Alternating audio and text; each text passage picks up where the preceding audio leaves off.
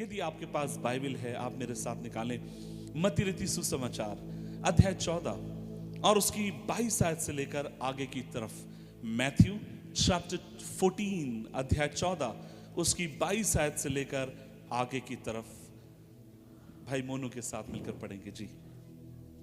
तब उसने तुरंत अपने चेलों को नाव पर चढ़ने के लिए विवश किया कि वे उससे पहले पार चले जाएं, जब तक वह लोगों को विदा करके प्रार्थना करने को अलग पहाड़ पर चला गया और सांझ को वह वहां अकेला था।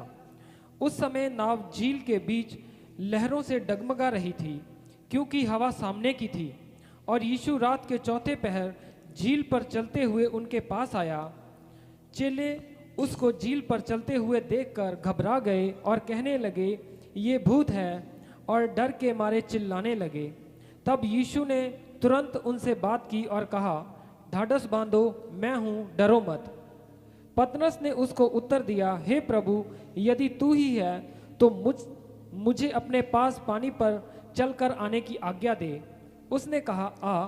तब पतरस नाव पर से उतरकर यीशु के पास जाने को पानी पर चलने लगा, पर हवा को देखकर डर गया। जब डूबने लगा तो चिल्लाकर कहा, हे प्रभु, मुझे बचा।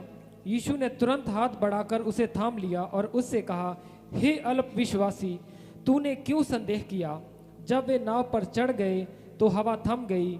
इस पर उन्होंने जो नाव पर थे उसे दंडवत करके कहा, सचमुच तू परमेश्वर का पुत्र है। Thank you so much. आइए प्रार्थना करें। प्रभु जी, हम धन्यवाद देते हैं इस दिन के लिए। आज हम मिलकर जब तेरी हुजूरी में आए हैं, परमेश्वर सहायता करके हम मिलकर यीशु नाम को ऊंचा उठाएं। प्रभु जी, जो नाम हमें जीवन देता है, जिंदगी देता है, हमारी गुर्बत से हमें उठाकर चट्टान के ऊपर खड़ा करता है, मदद कर पिता, ताकि आज हम मिलकर उस नाम को ऊंचा करें। और तूने कहा, जैसे जब तुम मुझे ऊंचा करोगे मैं हर एक को अपने पास खींच लूंगा। सो मदद कर परमेश्वर की आत्मा, तू हमारी सहायता कर, ताकि आज हम मात्र सिर्फ प्रभु के पुत्र को ऊंचा करें, ताकि वो हर एक को अपने पास खींचे, हर एक की समस्या का समाधान उसे मिले और प्रभु का हाथ हर एक की जिंदगी पर हो। प्रार्थना सुनने के लिए धन्यवाद। यीशु मसीह के नाम से मांगते और सब लोग मिलकर कहेंगे आमीन, आमीन, आमीन। मैंने कहा, मैं विश्वास करता हूं आपने इस वचन को पहले पढ़ा होगा और जरूर अपने बच्चों को कहानी के रूप में आपने इस वचन को जरूर सिखाया होगा। और मैंने जैसे कहा था, कहानी है, प्रभु यीशु मसीह के चेले नाव में हैं, उनकी नाव डगमगा रही है। मैंने कहा, प्रभु पानी पर चलते हुए आते हैं और परमेश्वर के वचन में लिखा गया वे चेलों को वहां पर बचा लेते हैं। मैं इस जगह पर गया हूं आज से कई साल पहले, जब मुझे इजराइल जाने के लिए मौका मिला। मैं इस झील में गया हूं। जब हम लोग सोचते समय हमें लगता है ये क्या शायद कोई समुद्र होगा, हमें लगता है जिसके ऊपर यीशु मसीह चले गए ये कोई नदी होगी। नहीं, ये एक बहुत बड़ी झील है जिसको गलील की झील करके कहा जाता है। और हम देखते हैं चेलों से प्रभु कहते हैं तुम झील के उस पार चलो और मैं वहां पर पहुंचूंगा। वो उनको विदा करता है और हम देखते हैं उसी झील के ऊपर प्रभु यीशु मसीह चलते हुए अपने चेलों के पास पहुंचता है। और हम ये भी पाते हैं चेलों को प्रभु आज्ञा देते हैं, अध्याय 14 उसकी 22 आयत, और तब उसने तुरंत अपने चेलों को नाव पर चढ़ने के लिए विवश किया कि वो उससे पहले पार चले जाएं और वह लोगों को विदा करे। और वह लोगों को विदा करके प्रार्थना करने के लिए अलग पहाड़ पर चला गया। ध्यान से सुनिएगा, आज एक सुबह के समय जब मैं इस वचन को मनन कर रहा था, काफी दिन से ये वचन मेरे दिल के भीतर था, लेकिन एक और विचार मेरे मन के भीतर आया और वो ये है, हम यहां देखते हैं आपका मेरा उद्धारकर्ता एक बड़े चमत्कार को करता है। बड़ा चमत्कार क्या हुआ है? लिखा गया उसने 5000 पुरुषों को भोजन कराया। कई बाइबल के पंडित मानते गए 5000 पुरुष वहां पर लिखा गया है, लेकिन अमूमन लगभग 20,000 के आसपास की भीड़ को प्रभु यीशु मसीह वहां पर भोजन से तृप्त करते गए। सो ये मामूली चमत्कार नहीं है, ये एक बहुत बड़ा चमत्कार था। और हम ये भी जानते हैं जब प्रभु के हाथ में रोटी ली गई, उसने स्वर्ग की तरफ देखा और धन्यवाद करके रोटी तोड़कर वो अपने चेलों को देता है और एक बड़े चमत्कार को वहां पर होते हुए हम लोग देखते हैं। लेकिन उद्धारकर्ता आपको मुझे एक और चीज ये भी सिखाता है और वो ये है, जब कभी मैं तुम्हारे लिए एक बड़े चमत्कार को करता हूं, इस बात को याद रखो। हम देखते हैं प्रभु ने एक बड़ा चमत्कार वहां किया है, प्रभु ने एक बड़ा अद्भुत काम वहां पर किया है, लेकिन तुरंत उसके बाद वह उत्सव मनाने से बढ़कर वो अपने आप, बाइबल में लिखा है, वो अपने आप को भीड़ से अलग कर कर परमेश्वर की उपस्थिति में जाता है ताकि वहां पर परमेश्वर से प्रार्थना कर सके। मैं एक बात आपसे कहना चाहता हूं, इतने ऐसे कौन से विद्यार्थी हैं जो सुबह के समय, इन दिनों में एग्जाम का समय चल रहा है, माँ बाप बहुत दुआएं करते हैं, प्रार्थनाएं करते हैं, प्रभु मेरे बच्चे का एग्जाम बढ़िया हो जाए। हम दोनों हाथ रखकर प्रार्थना करके भी भेजते हैं, और जब बच्चा एग्जाम लिख कर आता, हम पूछते हैं एग्जाम तेरा कैसा रहा, और बच्चा कहता बहुत बढ़िया रहा। हम में से कितने लोग हैं जो उसको हाथ पकड़कर फिर कहते हैं आइए हम मिलकर परमेश्वर का धन्यवाद दें कि उसने तेरी सहायता करी, तू अच्छे एग्जाम को लिखने वाला हो सका। कहीं ना कहीं हमारा मन ऐसे ट्यून हो गया है, कहीं ना कहीं हमारा दिल इस तरीके से बन गया है, चमत्कार पाने से पहले, तकलीफ के समय, परेशानी के समय हम बहुत प्रार्थना करते हैं, लेकिन जब परमेश्वर हमारे लिए एक अद्भुत काम करता है, छोटे से शब्द में कहते हैं धन्यवाद प्रभु, और फिर हम आगे की तरफ बढ़ जाते हैं। लेकिन यहां आपका मेरा उद्धारकर्ता सिखाता है, जीवन में जितना बड़ा चमत्कार परमेश्वर आपके लिए करे, उतनी ही बड़ी उपस्थिति में आप उसकी हुजूरी में बैठिए, उतना ही अधिक आप उसका धन्यवाद करिए, उतना ही अधिक आप उसके नाम को ऊंचाई की तरफ उठाइए। और तब पता है वो क्या करेगा, तब वह एक काम करेगा, और वो ये है, वो आपको ना केवल एक चमत्कार देगा, वरना उसके तुरंत बाद वो आपकी जिंदगी में एक और चमत्कार को करेगा। क्यों कई बार हमारे पास एक ही चमत्कार होते हैं, क्यों कई बार हमारे पास एक ही गवाहियां होती हैं प्रभु के अद्भुत काम के लिए, और पूरी जिंदगी उस गवाही के साथ हम जीते गए? उसका बड़ा कारण यह है क्योंकि जो चमत्कार प्रभु ने किया, जो गवाहियां परमेश्वर ने दी, हमने उसके लिए पर्याप्त उसको धन्यवाद नहीं दिया। हमारा दिल पर्याप्त तरीके से उस बात के लिए धन्यवादित नहीं रहा, इसीलिए परमेश्वर ने फिर हमें दोबारा कभी एक और चमत्कार नहीं दिया।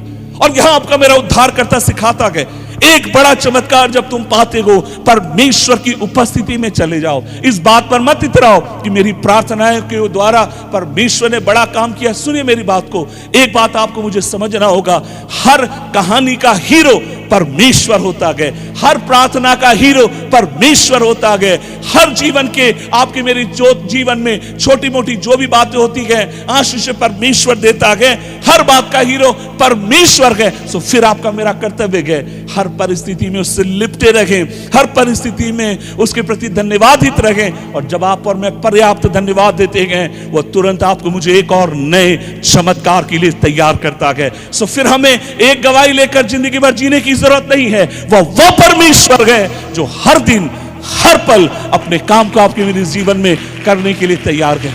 सो यहां हम देखते हैं प्रभु यीशु मसीह अपने चेलों से कहते हैं, और बाइबल कहती है उसके 22 पद में उसने अपने चेलों से कहा, तुम क्या करो, तुम उस तरफ चले जाओ। हिंदी में लिखा गया उसने उनको विवश किया। सो चेले जाने के लिए तैयार नहीं है, चेले वहां से हिलने के लिए तैयार नहीं है। क्यों यीशु मसीह ने उनको विवश किया? मैं सोचता हूं इसलिए नहीं कि यीशु उनके साथ गए, वरन इसीलिए ताकि वो जो चमत्कार हुआ है उस चमत्कार के ऊपर अपने आप को इतरा सकें। क्योंकि लोगों के द्वारा, याद रखिएगा, ना केवल वो चमत्कार सिर्फ प्रभु करते हैं, वरन जहां तक मैं बाइबल समझता हूं, चेले भी कहीं ना कहीं पर उस चमत्कार के भागी थे। चेलों के द्वारा भी यीशु मसीह ने वहां पर एक अद्भुत काम किया। मैं फिर कभी इस बात के बारे में कहना चाहूंगा। सो कहीं ना कहीं चेलों के मन में ये बात इतराने वाली बात ना बन जाए, चेले कहीं इस बात को देखकर इतराने ना लगे, देखो हमारे द्वारा प्रभु ने एक बड़े काम को किया है, और प्रभु कहते हैं काम करो, तुम लोग जल्दी जाओ। चेले कहते हैं प्रभु रुक जाइए ना, 5,000 की 20,000 की भीड़ है, आप अकेले कब तक उनको विदा करेंगे?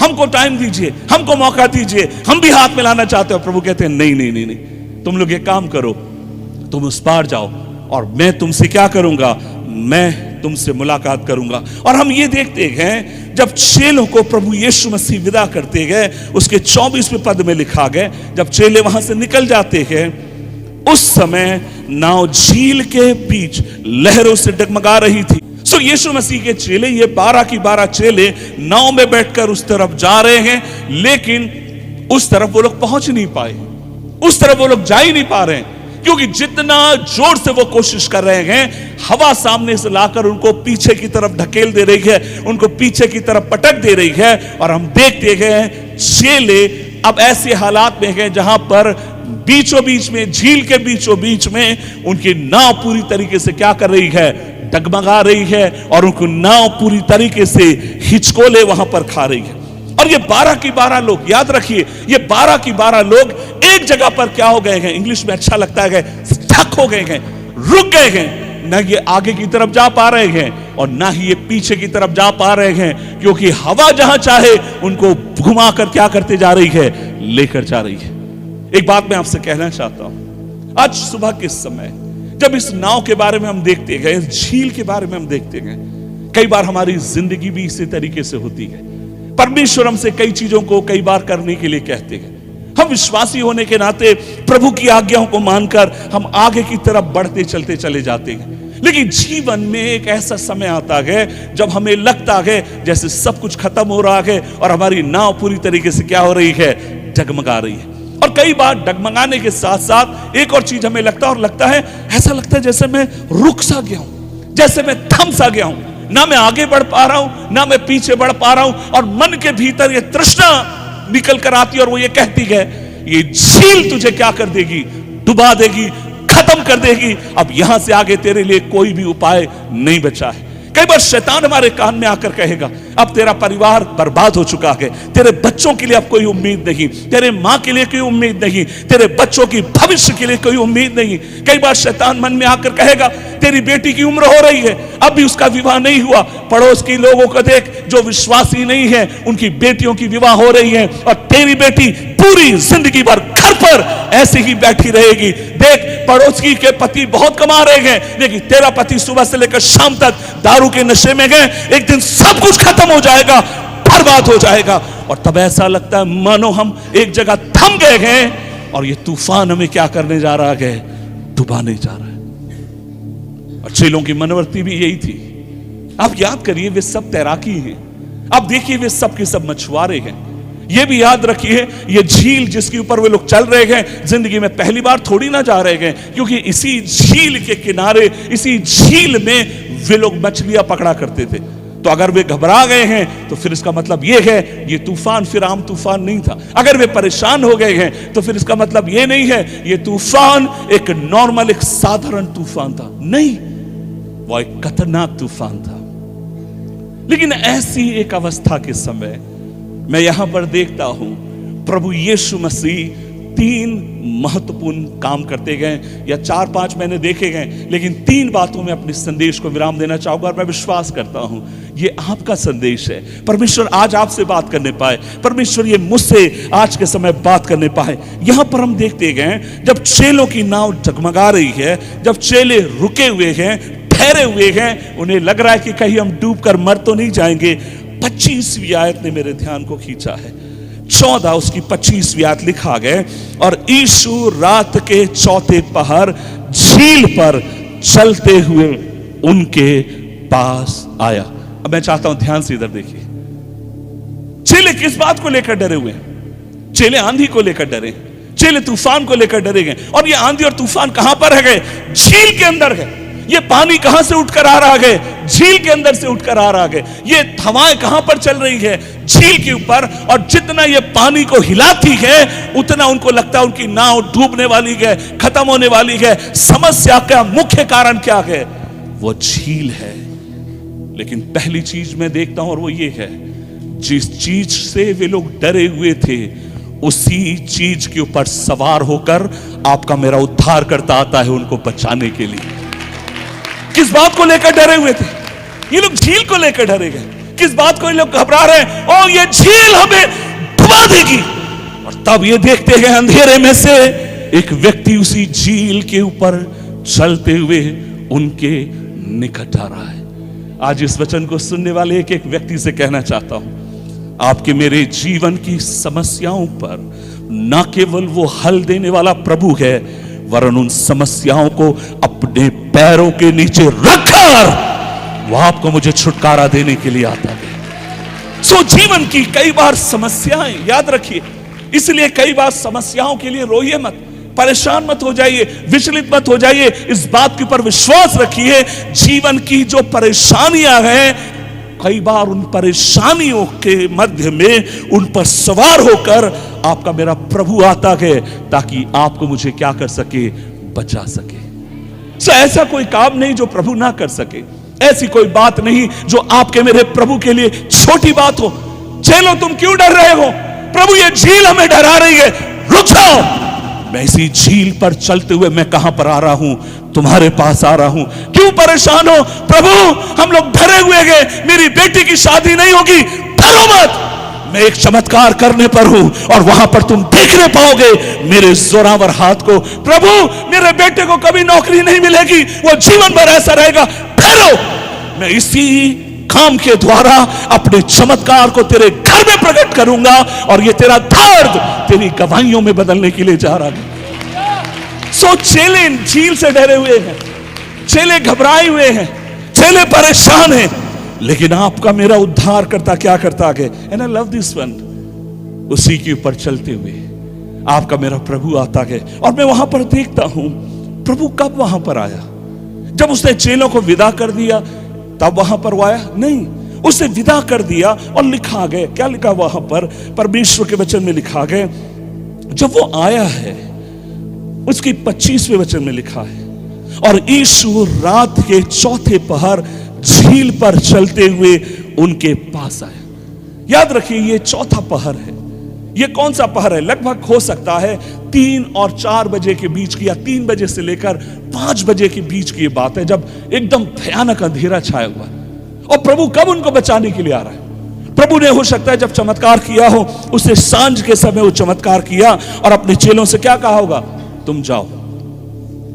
और जब अंधेरा नहीं है, जब उजाला है, तब प्रभु नहीं आया है। और प्रभु यह भी जानता था सामने आंधी और तूफान इनका क्या कर रहा है? इंतजार कर रहा है। तब प्रभु उनको बचाने नहीं आया। जब चेलों ने पूरा प्रयास किया, उनको कुछ दिखाई भी नहीं दे रहा है, सामने उनको लग रहा है, मान लीजिए अंधेरे का समय है, जहां तक मैं सोचता हूं इसीलिए वो चेले यीशु को पहचान भी नहीं पा रहे। जब प्रभु उनके निकट आता है वो यीशु को क्या समझने लगे? भूत समझने लगे। तो इतना अंधेरा है कि सामने क्या, कौन व्यक्ति गए, कौन खड़ा है, कौन जा रहा है, उन्हें मालूम नहीं है। बहुत अंधेरा है। लेकिन उस अंधेरे के समय जब चेलों की नाव जगमगा रही है, हिल रही है, मैं आपसे कहना चाहता हूं आपका मेरा उद्धार करता उस समय वहां पर पहुंचता गए और वह क्या करता है? वो अपने चेलों के पास आता है। वो कब चेलों के पास पहुंचा? ना केवल वो अंधकार के समय आया, मैं वहां पर देख रहा था, वो चेलों के पास पहुंचता गए उस समय जब चेलों को लगा सब कुछ खत्म होने वाला है, वे लोग मरने पर गए। मरकुस की किताब अध्याय 6 उसकी 48 पद में लिखा गया, वे रात के समय में, एक उस आयत को पढ़ सकते हैं हम लोग? मरकुस 6 का 48 जी। जब उसने देखा कि वे खेते खेते घबरा गए हैं, खेते खेते घबरा गए हैं, क्योंकि हवा उनके विरुद्ध थी। ध्यान से सुनिए, लिखा गया जब उनको मालूम पड़ा वे खेते खेते क्या कर रहे हैं? घबरा गए। सो वे लोग पूरी कोशिश कर रहे हैं, वे लोग पूरी कोशिश कर रहे हैं। और जितना वो, मैं सोचता हूं, मैं कई बार मैंने यात्राएं करी हैं समुद्र के जहाज में और झील के ऊपर और डैम में, अलग अलग जगहों पर मैं प्रचार करने के लिए कई बार जब गया हूं और मैंने देखा गया, मैं कल्पना कर सकता हूं वे पूरी कोशिश कर रहे हैं, पूरी कोशिश कर रहे हैं। और जितनी अधिक वो कोशिश कर रहे हैं उतना अधिक वे क्या करते जा रहे हैं? घबराते जा रहे हैं, परेशान है, भयभीत है। प्रभु कब आया? जब एकदम अंधेरा था। प्रभु कब आया? जब वे बुरी तरीके से घबराए हुए थे। कई बार हम कब चूक जाते हैं प्रभु के चमत्कार से, पता है? हम शुरू में करते हैं, हम उस समय नहीं चूकते हैं जब बहुत तकलीफ के समय से हम लोग जाते हैं। नहीं नहीं नहीं नहीं, हम जब चूकते हैं मानो जब प्रभु अगले दरवाजे पर अगले मिनट हमारे लिए क्या करने वाला हो? एक काम करने वाला है। हम में से अधिकांश लोग कब हिम्मत हारते हैं? हम में से अधिकांश लोग तब हिम्मत हारते हैं जब उसके अगले पल प्रभु क्या करने पर है? अपने काम को करने पर। हमारा माइंड भी ऐसा ही है, हमारी सोच भी कई बार ऐसी है, अब नहीं हो पाएगा, अब बस मैं थक चुका हूं, अब बस मैं हार चुका हूं, अब बस यहां से आगे मैं जा नहीं पाऊंगा, बस खत्म हो गया। और तब प्रभु हमें देखकर क्या कहता है? थोड़े से और आगे, थोड़े से और आगे, थोड़े से और आगे, थोड़े से और आगे।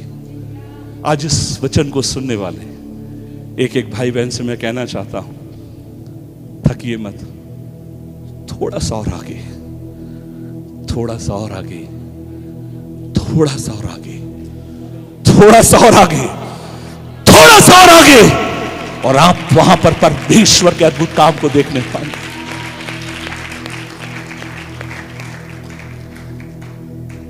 चेलों को लगा सब कुछ खत्म हो चुका है, चेलों को लगा वे लोग बर्बाद होने पर, चेलों को लगा अब ये हम डूब जाएंगे, अब हम आगे की तरफ खेते नहीं जा पाएंगे। पता है एक और चीज जो उनको डरा रही थी, उसका बड़ा कारण ये था, वे लोग बीच में थे। किनारे पर होते तो डरने की बात नहीं, किनारे पर तो कैसे भी निकल के वो लोग पार चले जाते, वो लोग बीचों बीच थे। और जो बात उनको डरा रही थी वो ये थी, कहीं ना कहीं पर अगर ये हवाएं तेज चलने लगे हम कहां पर समा जाएंगे, हम बीचों बीच पानी में समा जाएंगे, हम बीचों बीच पानी में डूब जाएंगे। लेकिन आपका मेरा प्रभु उनको डूबने नहीं देता। वो कब वहां पर पहुंचा, जब अंधेरा था, कुछ समझ में नहीं आ रहा। वो कब वहां पर पहुंचा, जब उन्हें लगा खत्म होने पर गए। वो कब वहां पर पहुंचा, जब उनको लगा डूबने पर गए। और तब वो उनको वहां से आवाज देकर कहता गए, तब वो उनको पुकार कर आवाज देता गया, डरो मत, नहीं अंधेरा तुम्हें डुबा पाएगा, डरो मत, ना ये परिस्थितियां तुम्हें नाश कर पाएंगी, डरो मत, ना ये जहरा जल तुम्हें डुबा पाएगा, डरो मत, क्योंकि मैं तुम्हें कभी अनाथ नहीं छोड़ूंगा, मैं तुम्हें कभी रास्ते में नहीं छोड़ूंगा, मैं तुम्हें कभी आंसुओं में नहीं छोड़ूंगा, मैं तुम्हें कभी विपत्तियों में नहीं छोड़ूंगा, डरो मत। मैं इसलिए यहां पर आया हूं ताकि तुम्हें बचा सकूं, मैं इसलिए यहां पर आया हूं ताकि इन लहरों ने जिन्होंने तुम्हें डराया गए, जिन लहरों ने तुम्हें डरा कर रखा गए, ये तुम्हें नाश कर देंगी, खत्म कर देंगी। देखो मेरी तरफ, इन्हीं लहरों के ऊपर मैं चलते हुए तुम्हारे पास आया, इन्हीं लहरों के ऊपर चलते हुए तुम्हारे पास आया। मेरे भाई और बहनों में आपसे कहना चाहता हूं, जो चीज से आप डर रहे हैं, आज सुबह के समय प्रभु कहता है डरो मत, वही मेरे पैरों के नीचे है। डरो मत, जिस चीज जो तुम्हारा सबसे बड़ा भय बना हुआ है, उसी भय के ऊपर मैं विराजमान होकर तुम्हारी परिस्थिति के भीतर एक परिवर्तन लाने के लिए मैं विश्वास योग्य परमेश्वर हूं। आंधी और तूफान के बीच में जब उनको लगा सब कुछ खत्म होने वाला है, जब उनको लगा सब कुछ बर्बाद होने वाला है, और तब हम देखते गए प्रभु यीशु मसीह वहां पर आता है। दूसरी चीज जो मैं वहां पर देखता हूं, क्यों आंधी तूफान से प्रभु उनको गुजरने देता है? क्यों प्रभु ने कहा? क्या प्रभु को मालूम नहीं था? अगर वो अंतर्यामी है तो वो ये तो जानता होगा ना अगले दिन रात के समय में, मध्य रात्रि में बड़ा तूफान आने वाला है। क्यों उसने उनको जाने दिया? जहां तक मैं बाइबल समझता हूं, मैं दूसरी चीज ये देखता हूं और वो ये है, प्रभु यीशु मसीह वास्तव में पता उनकी क्या ले रहा था? परीक्षा ले रहा था। That was a time of testing. वो उनकी परीक्षा का समय था। याद रखिए, अगर हम ये कहते हैं कि मैं प्रभु का विश्वासी हूं, तो फिर आप परीक्षा से बच नहीं सकते। अगर आप चाहते हैं, अगर आप ये कहते हैं प्रभु मेरे अभिषेक को आप बढ़ाइए, तब प्रभु क्या कहता है? तू ये सोचती है अभिषेक ऐसे बढ़ेगा, एक दिन बड़ा पास्टर साहब आ जाएंगे और वो आपके ऊपर हाथ रखकर कहेंगे प्रभु तेरे अभिषेक को बढ़ा रहा। प्रभु कहता मेरा तरीका वो नहीं है, मेरा तरीका ये है, अगर तू कहता है तुझे प्यार की जरूरत है, तो मैं तुझे नफरत करने वालों के बीच में भेजूंगा। अगर तू ये कहता है मुझे धैर्य चाहिए, तो मैं उनके बीच में रखूंगा जिनके अंदर धैर्य नहीं है। अगर तू ये कहता है मुझे तेरी शांति चाहिए, तब मैं तुझे अशांत लोगों के बीच में भेजूंगा और तब मैं अपनी शांति तेरी जिंदगी में भेजूंगा।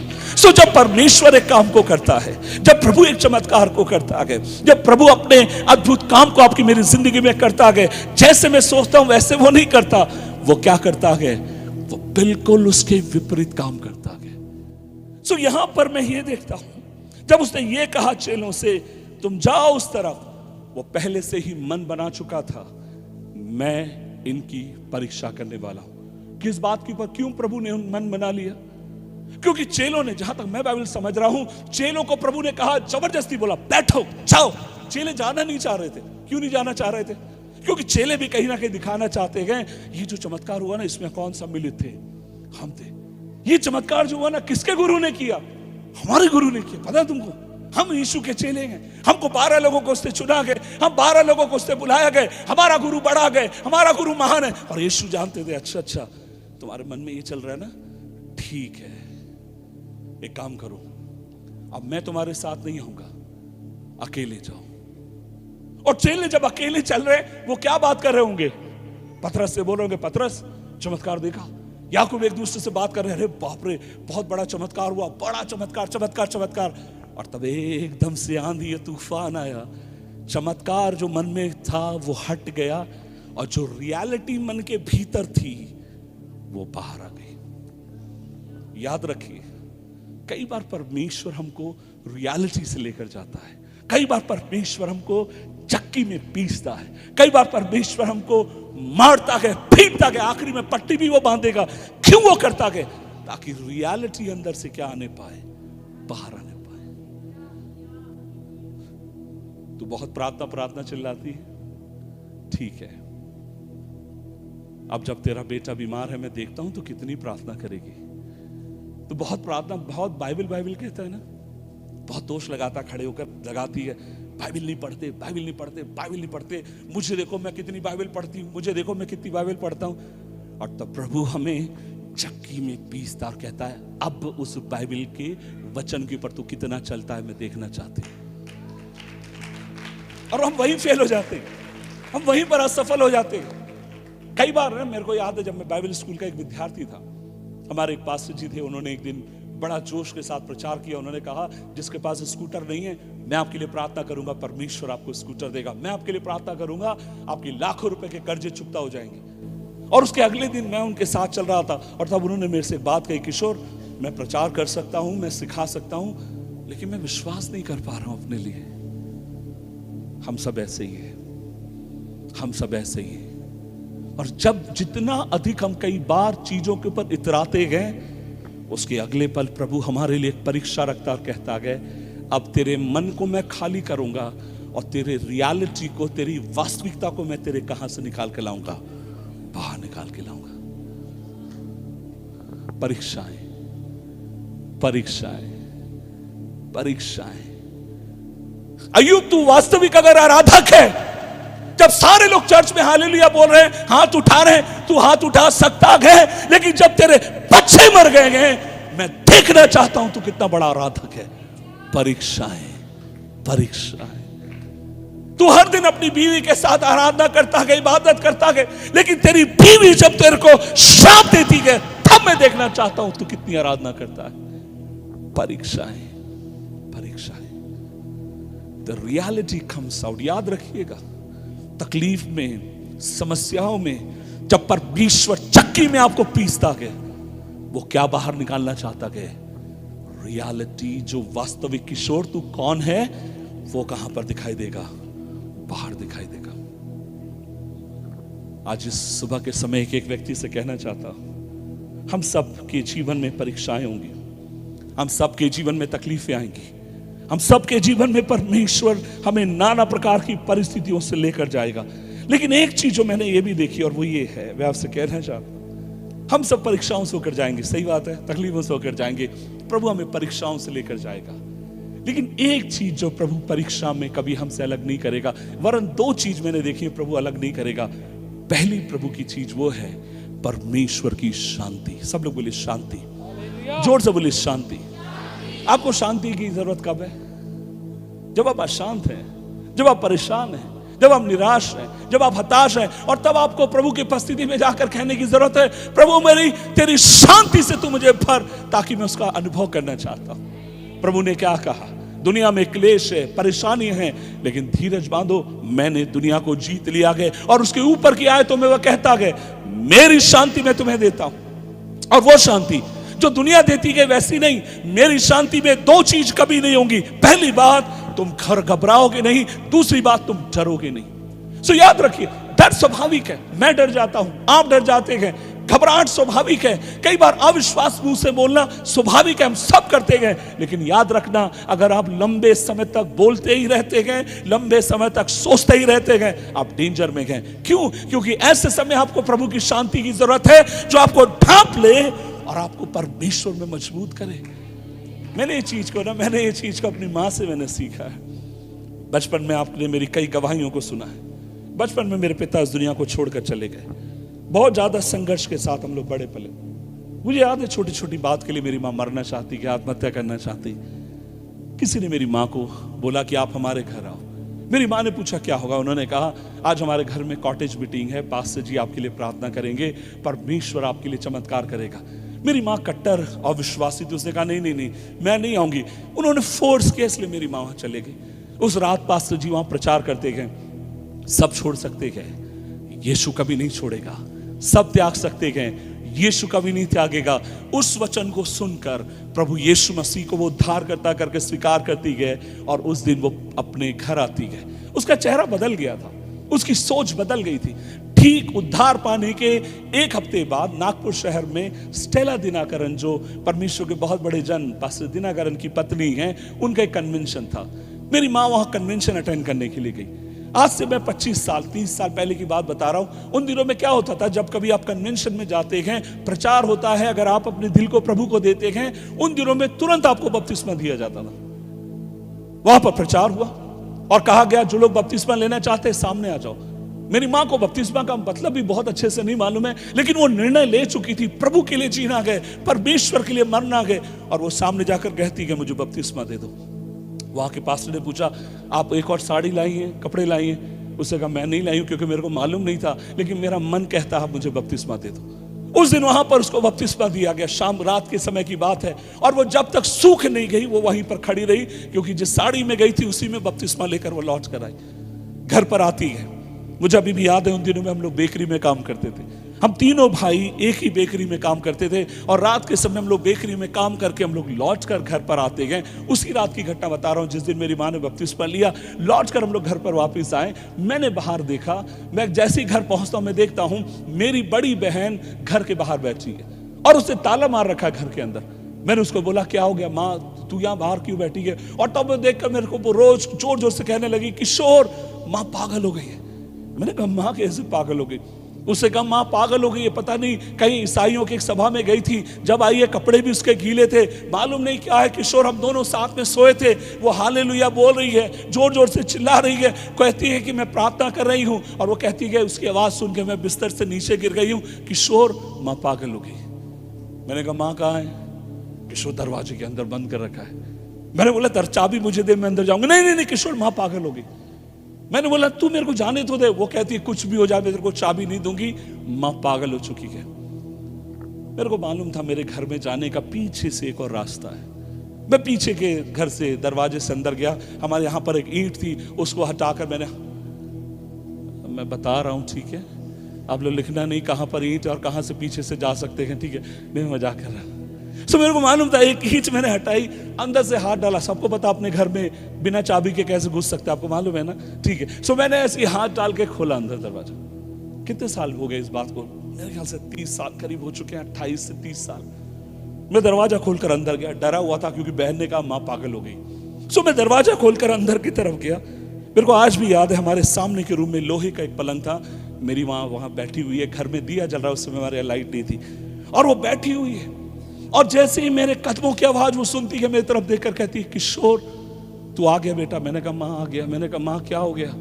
और मैं उसको देख सकता था, उसके आंखों में आंसू थे। मैं बड़ा चढ़ाकर नहीं कहूंगा, ईश्वर इस बात का गवाह है, उसका चेहरा स्वर्गदूत जैसे चमक रहा था। मैंने बोला माँ क्या हो गया? और तब मेरे से कहती बेटा क्या तू मेरे गले लग सकता है? मैंने बोला क्या हो गया माँ? और वो कहती है किशोर आज मेरा प्रभु कहता है मेरी शांति मैं तुझे देता हूं, मेरी शांति मैं तुझे देता हूं। और वो मुझे बुलाती कहती है मेरे गले लग जा। मैंने कभी अपनी माँ को, आप विश्वास नहीं करेंगे, इतना खुश तो कभी देखा ही नहीं था। मुझे भी लगा वो पागल हो गई। मैंने बाहर का दरवाजा लगा दिया। तीनों चारों भाई बहन हम लोग रात में आप बैठे गए, रो रहे हैं, ये सोचकर माँ पागल हो गई। लेकिन उस बात को मेरी बहन ने गंभीरता के साथ लिया। अगले दिन वो यीशु मसीह को उद्धार करता जानकर स्वीकार करती है। मैं जब से क्या कहना चाहता हूं, परमेश्वर की शांति अशांति के बीच में काम करती है। जब चांदी और लहरें गए, चारों तरफ आपको लग रहा है मरने वाले गए, और तब प्रभु कहता है मेरी शांति मैं तुझे देता हूं और तू आगे की तरफ बढ़। इस शांति में ना डर होगा, ना घबराहट होगी, ना परेशानियां होंगी। मैं तुम्हारे संग रहने वाला परमेश्वर हूं। 29 जुलाई को मेरी माँ इस दुनिया को छोड़कर प्रभु के पास चली गई। मेरी माँ ने मरने से पहले कहा था मैं विश्वासी हूँ, मुझे कब्र में मिट्टी दी जाए, क्योंकि जब यीशु मसीह एक दिन बादलों पर आएगा मैं जी उठना चाहती हूँ। हम उसको कब्रिस्तान लेकर गए। पास्टर जी ने कहा आखिरी बार जो कोई दर्शन करना चाहता है, देखना चाहता है, बॉक्स खोला जाएगा, आप लोग देख लीजिए, और उसके बाद हम लोग मिट्टी को मिट्टी के सुपुर्द करने जा रहे हैं। मुझे अभी भी याद है, मैं वहां पर गया, देखा, लेकिन मेरा उस दिन का निर्णय था मैं रोऊंगा नहीं। इसलिए नहीं कि मैं बहुत मजबूत हूं, मैं बहुत कमजोर दिल का हूं, लेकिन इसीलिए क्योंकि मुझे मालूम था वो यहां पर नहीं है, वो तो प्रभु के पास चले गई है। और एक दिन जो प्रभु के पास चले गई है, जब मैं प्रभु के पास जाऊंगा मैं उसको मिलने पाऊंगा। ये विश्वास के साथ में वहां पर खड़ा था। पास्टर जी ने कहा आइए आखिरी दर्शन कर लें। पास्टर जी जल्दी आप मेरी माँ को मिट्टी दे दीजिए। पास्टर जी ने प्रार्थना की और उसको मिट्टी दे दी गई। मैं और मेरे को अभी भी याद है, उसी समय मेरा एक रिश्तेदार मेरे पास दौड़ कर आता और कहता किशोर तुम लोगों ने जो किया वो सही किया, हमें उससे कोई परेशानी नहीं है, लेकिन एक चीज जो हम सब परेशान हो रहे हैं। मैंने बोला किस बात के लिए? उन्होंने मेरे से बोला किशोर हमने अपनी जिंदगी में बहुत सारी मौतें देखी हैं, लेकिन पहली बार एक ऐसी मौत देखी है जहां पर एक महिला लेटी हुई है और उसके चेहरे पर अभी भी परमेश्वर की शांति है। मेरी शांति मैं तुम्हें देता हूं, जो जीते जी तेरे संग रहेगी और मरने के बाद भी तेरे चेहरे पर शिकन तक नहीं होगी कि तू उस दुनिया को छोड़कर जा चुका है। आंधी और तूफान के बीच में परमेश्वर आपकी परीक्षा लेना चाहता है, वो आपकी परीक्षा ले रहा। और याद रखिए, जब आज जितने भी लोग तकलीफ से होकर जा रहे हैं, परेशानी से होकर जा रहे हैं, ये आपकी परीक्षा का समय है, ये आपकी परीक्षा का समय है, ये आपकी परीक्षा का समय है। इसमें स्थिर रहिए, इसमें धीरज मत खोइए, इसमें हिम्मत मत खोइए, इसमें आराधना मत खोइए, इसमें चर्च मत खोइए, इसमें बाइबल मत खोइए, इसमें संगति मत खोइए, इसमें लोगों को पुकारना मत खोइए, क्योंकि ये चीजें हैं जो आपको परमेश्वर में बना कर रखेंगी तकलीफ के समय। आप अपने आप को अकेले मत होने दीजिए। परीक्षा का समय था, लेकिन आखिरी बात बोलकर अपने संदेश को मैं विराम देना चाहता हूं। यह परीक्षा का समय था और इस परीक्षा के समय प्रभु अपनी शांति उनको देता और कहता गया। प्रभु ने उनको आवाज दी और कहा डरो मत, मैं हूं। और प्रभु ने क्या कहा? प्रभु ने ना केवल उनको शांति दी, वरन प्रभु कहते कि अपने शब्द से डरो मत, मैं यहां पर तुम्हारे क्या हूं, मैं तुम्हारे साथ हूं। याद रखिए, अब मैं चाहता हूं उसकी आखिरी बात बोलकर अपने संदेश को विराम देना चाहूंगा। अध्याय 14 और उसकी 32वीं आयत में लिखा गया, जब वे नाव पर चढ़ गए हवा थम गई। इस पर उन्होंने जो नाव पर थे दंडवत करके कहा सचमुच तू परमेश्वर का क्या गए, परमेश्वर का पुत्र गए। कब चेलों ने कहा तू परमेश्वर का पुत्र है? जब उन्होंने आंधी और तूफान के बीच में परमेश्वर के काम को देखा। इसका मतलब यह था, सुनिए मेरी बात को, उनकी परीक्षा का समय था। अब जैसे कि उनकी परीक्षाएं खत्म होती हैं, अब वो परीक्षाएं उनकी गवाहियां बन चुकी हैं। कई लोग कहते हैं पास्टर जी हमें आपकी गवाहियां बहुत अच्छी लगती है, कई लोग कहते हैं आपकी वो गवाही ये गवाही। और मैं आपसे कहना चाहता हूं, गवाहियां आपको सुन के अच्छी लगती है, वो मेरी गवाहियां नहीं है, सिर्फ वो हमारी परीक्षा का दौर था। वो दौर था, या तो चुनाव था, या आगे जाओ या पीछे की तरफ लौट जाओ। लेकिन जब आप परीक्षाओं में बने रहते हैं, ये परीक्षाएं किस में बदल जाएंगी? गवाहियों में बदल जाएंगी। आज आपसे कहना चाहता हूं, परीक्षाएं गवाहियों में बदल जाएंगी। अब चेलों से पूछे, चेलों ने जिंदगी भर, आप याद रखिए, जैसे कि चेले यीशु मसीह को क्या करते गए, बाइबल में लिखा गया है, फिर दंडवत करते गए और पुकार कर इस बात को उन्होंने कहा ना, उन्होंने क्या कहा? सचमुच तू परमेश्वर का क्या गए, पुत्र गए, पुत्र गए। और वो इस बात की क्या दे रहे हैं? गवाही दे रहे हैं। किस बात की गवाही दे रहे हैं? इससे पहले कई बार कहा होगा, देखो मैं परमेश्वर का पुत्र हूं। कभी ऐसा हुआ है? कभी परमेश्वर को कोई पुत्र हो सकता है? जब आप, क्या परमेश्वर को कोई बेटा हो सकता है? क्या ये नशे में है? क्या ये बात कर रहा है? यहूदी मत आप सुन के देखिए, कौन थे ये लोग? ये लोग यहूदी लोग थे।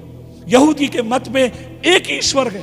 सो एक ईश्वर आपका पुत्र कहता गए, उद्धार करता आकर कहता गए, देखो मैं इस ईश्वर का क्या हूं, पुत्र हूं। चेलों को यह विश्वास नहीं था, कैसे पुत्र हो सकता है? लेकिन जब परेशानियों के बीच में उन्होंने परमेश्वर के चमत्कार को देखा, यह बात उनकी गवाही में बदल गई और वो इस बात की गवाही देते गए, ये सचमुच परमेश्वर का क्या है, पुत्र गए। लोग कहेंगे कैसे हो सकता है? और तब चेले क्या कहेंगे?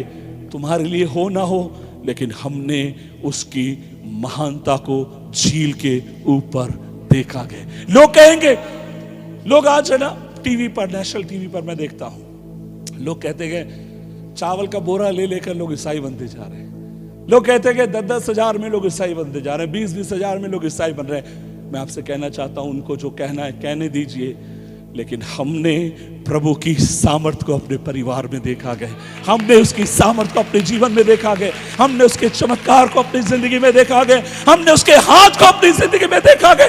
कैसे हम इसको भूल सकते हैं? आपको जो कहना है कहने दीजिए। आप जो हमारे बारे में राय रखते हैं, हमें कोई फर्क नहीं पड़ता। हमने कुछ और नहीं देखा, हमने उसकी महानता देखी, हमने उसके हाथ को देखा। पतरस कहेगा, जब मैं डूब रहा था, उसका हाथ आकर मुझे उठाकर खड़ा करता गया।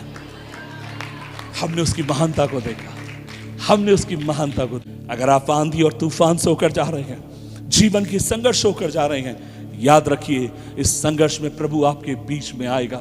याद रखिए ये आपकी परीक्षा का समय है। याद रखिए हर परीक्षा, आज की परीक्षाएं कल की गवाहियों में बदलने जा रहे हैं। आज की परीक्षाएं कल की गवाहियों में बदलने जा रही हैं। आज की परीक्षाएं कल की गवाहियों में बदलने जा रही हैं। आइए अपनी आंखों को बंद करें, हम परमेश्वर से प्रार्थना करें। 3 बातें जो मैंने यहां पर समझी, उसके साथ मैं अपने संदेश को विराम देना चाहूंगा। मैं चाहता हूं हर एक आंखें बंद रहे। जिस चीज से चेले डर रहे थे,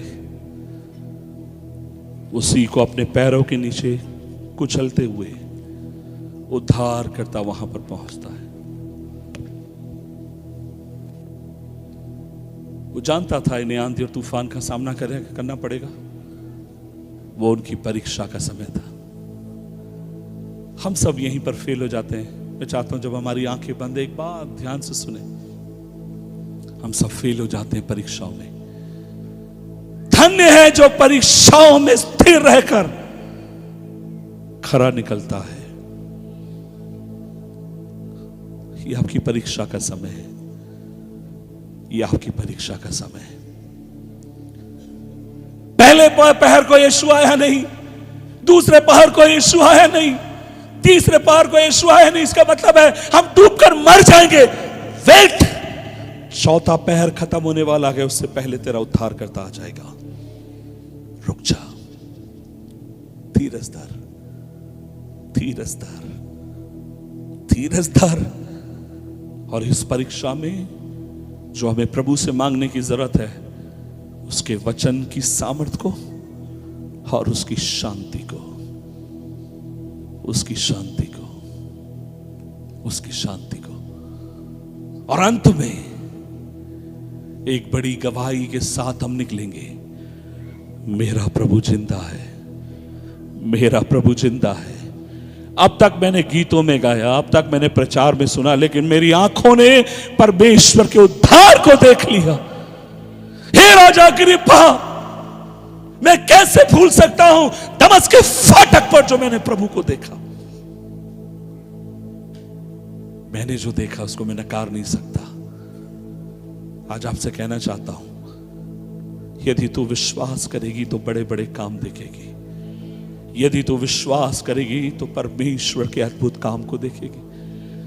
मेरा भाई मर चुका है, उसमें से बदबू आती है, मार्था।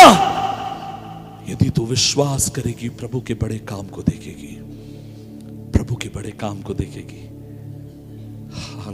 हालेलुया,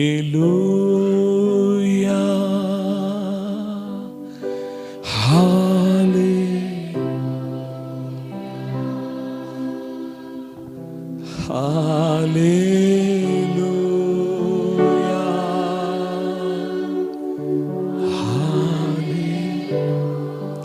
एक और बार अपने हाथों को उठाकर हालेलुया, हालेलुया,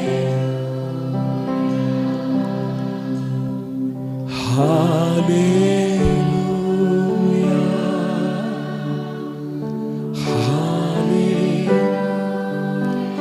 मिलकर एक और बार हालेलुया,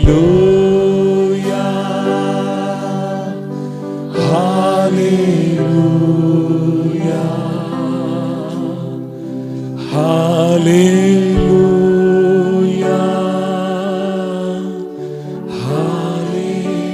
आइए प्रभु की शांति हम मिलकर मांगे। Hallelujah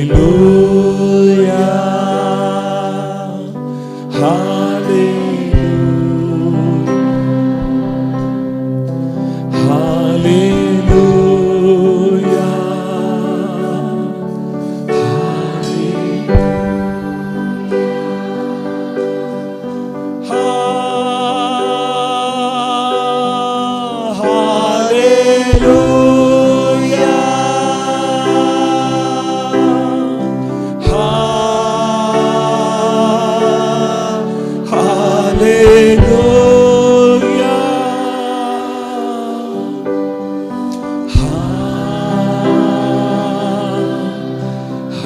hallelujah